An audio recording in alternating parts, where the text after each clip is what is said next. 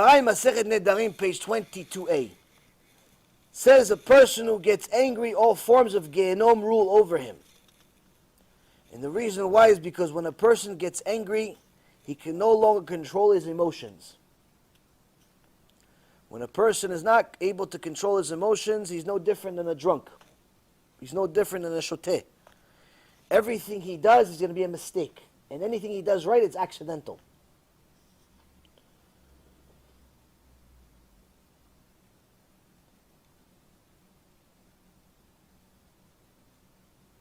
One of the giants from the Valdok, Rabbi Yitzhak Waldstein, says that a person, he reminds in his teachings, something that's also written in the Gemara as well, is that a person that learns Torah has to be even more careful with anger. Even though the Gemara in Masechet Chagigah says that if you see someone who learns Torah get angry, don't be so surprised. If he's new, it's because the Torah is fire. Torah is fire. It makes the person fiery. If he's learning real Torah, it makes the person fiery. So if he's still new, he doesn't know how to control the fire yet. He's like a superhero, Lavdil. Superhero just got his powers, he doesn't know how to control it yet. Doesn't know how to control it yet. Doesn't know how much power he really has with this Torah. So Gemara says, if you see somebody learns Torah, and he's fiery, don't get so, okay, relax, it's okay, let him go, be a little bit more lenient with him. Why? Because over time he's going to know how to, he has the solution. He has a problem, but he has a solution too. But a person that learns Torah has to be careful after he's learning for a while. Why? Because if he gets angry, he can lose all of his chokhmah in a second. And we don't just mean just for that minute that he's angry, permanently. There are several people, well-known people that have lost their chokhmah. One of them I know personally. One person I know still is a very big rabbi, big Talmid Chacham. Wrote books, reached high level. Some even say he could be the Gdol Adol at one point. He was on the way to becoming one of the Gdolei Adol. I don't know the details of all the stories. All I know is that one day, something happened medically. He woke up, forgot everything. Forgot everything. Forgot even how to read Rashi. Forgot it. He had to learn Aleph Bet all from the start, all over again. Baruch Hashem, he still had his good midot, because that's the one thing you don't lose. Good midot, you don't lose. He had good midot, he had patience, and he attained it, Baruch Hashem, again. I don't know if he got to the same level as he did before, I don't think so. But nonetheless, did something that most of us couldn't attain once in our life. Twice.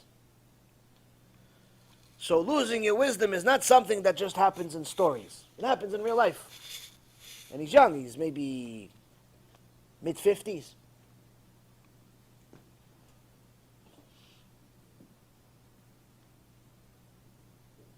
But Rav Waldstein says that this is not just a fact of Torah in regards to a person losing his wisdom. This is also a fact of life.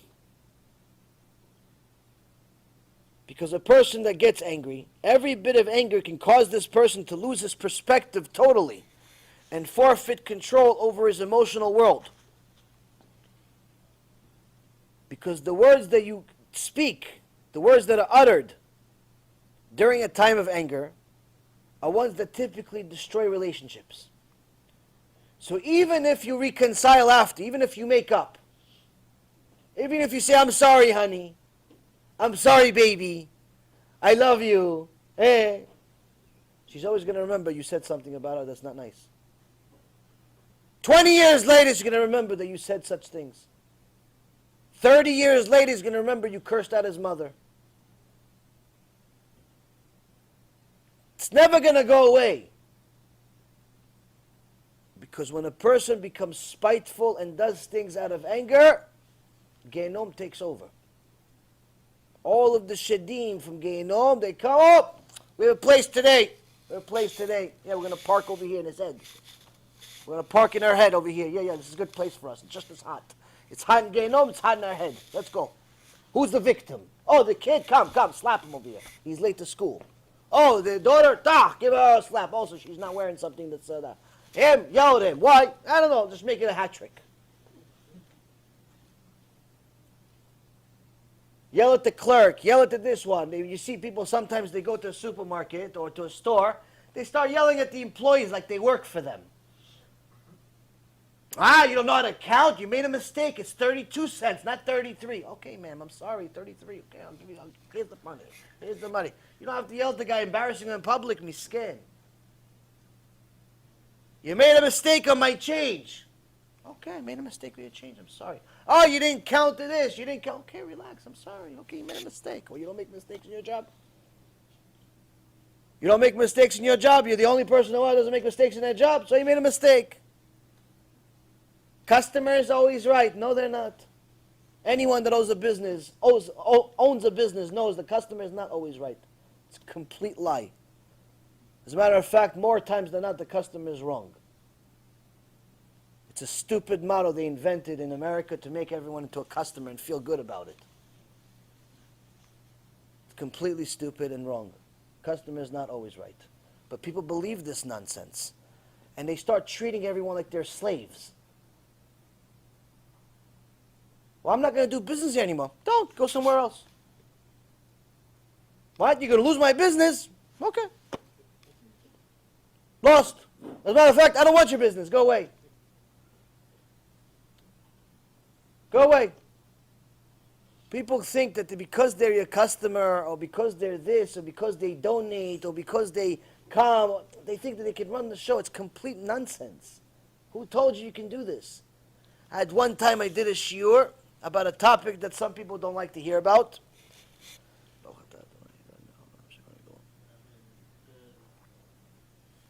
And some woman didn't like it. So she started publicizing on the internet, this is wrong, and bad-mouthing me. In public, Baruch Hashem. So it's good. People publicly embarrass me online is very good for me. It's good. Please, anyone online, you want to give me some more of your mitzvot? Go. More power to you. Chazaku Baruch. Gives me your mitzvot. But anyway, no, bemet, that's what happens. A person that publicly embarrasses you, you don't do anything about it. All of the mitzvot they made in their entire life just go into your account. Is that true if people are shown halal or if they slander? Publicly embarrassed, whatever they're doing, doesn't make a difference. All of it is lashon hara, rechilut, all of the things, they go in the same account. Anyway, let's not harp on the topic. The point is that it's not fun to hear. I'm just saying it just to make light of the topic. The point is that I said something that some people don't like to talk about. I think it had to do with modesty or whatever it was. And she started saying some things on the internet that weren't very nice, not compliments, Baruch Hashem. And then, on top of it, she decided to start contacting me to remove this shiur. Like, I'm going to remove a whole shiur because she didn't like 3 words that were in it or something like that. Now, typically, if you want to get my attention, the last thing you should do is insult me. If you insult me, usually you go on the delete list. I'm looking. There's a lot of place for people that want to go on a delete list. I'm already working overtime. So you want to go on a delete list, just embarrass me, insult me, do something, Baruch Hashem, I can add you to the list. Room. Anyway, so she thinks I'm going to respond to her. Then she contacts some of the people that help us, employees, volunteers, and so on. Oh, he's not answering me. He's not answering me. You know, I donated one time. What kind of customer service is this? I donated. I'm like, who is this person? I'm thinking, wow, is this like one of the people that donates a lot of money? I don't know who. I'm thinking, nobody donates a lot of money. Oh, okay, so there's a few people. So I'm like, who's this person? Where did she do? I never heard it. I mean, usually I know my donors. I know who the donors are, especially somebody that say, I'm a donor. I know the donors. I'm like, I don't remember her name. And then I see maybe like 3 years before that, she donated like $18.